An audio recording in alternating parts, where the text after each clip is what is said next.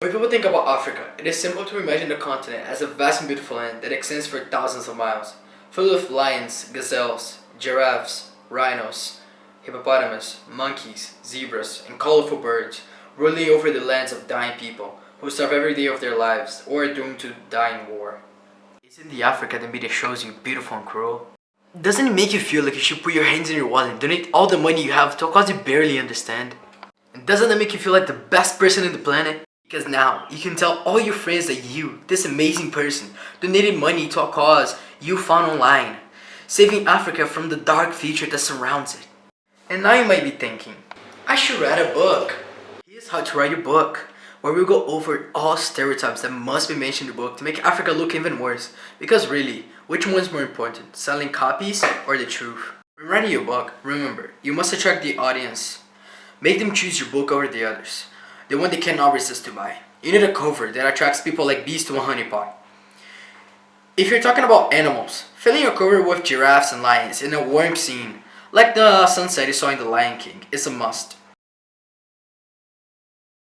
If you're talking about people, put a black and white image of a poor African carrying guns, starving, dying, or doing tribal dances. We even put all the examples mentioned. Even if you haven't witnessed them. They're not part of the book, it doesn't matter.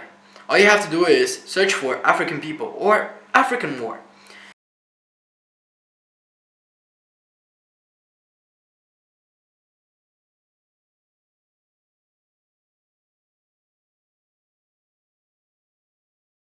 On Google, and you should get your images. Don't worry about the fact that Africa has more than cities, because nobody cares, and who is going to notice? Grab any image from Google and you should be fine. After the cover is done, you must of course start writing a book.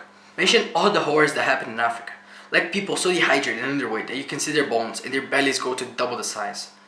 Children carrying guns, trained to kill in any war situation. People without limbs from war or explosions. Or people running away from lions.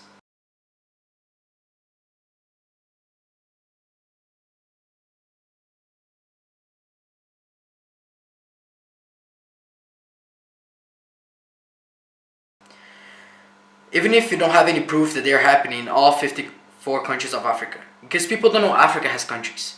They think Africa itself is a country. Let's keep it that way. Really don't know what Sierra Leone, Botswana, Zimbabwe, and other African countries are. If you really want to keep people interested, you have to make everything exaggerated. Make Africa look even worse than people think it is. Because you care about this madly green cash, not how this can impact Africans. It is probably a good idea to mention things like Ebola, malaria, and dengue, even if it has nothing to do with your team. You could even make up symptoms, just to make it more interesting. And talk about the impact of those in the tribes of the lost, soulless people of the dark continent. Always remember to keep away any positive details, because those must never be mentioned in your book. Finally, you must start thinking about your target audience, because your book should not be sold in Africa. Focus on Western countries. You don't want people to know what Africa really is, or what they think about your book. Because really, you want people to rate your book 5 stars on Amazon.com. Most people think stereotypes are real, and you probably want to keep it that way. It's not like you find any white people in Africa, because... So if you're from Africa, why are you white? So basically, all you have to do is talk about the Africa that the media shows us on TV. Maybe even worse.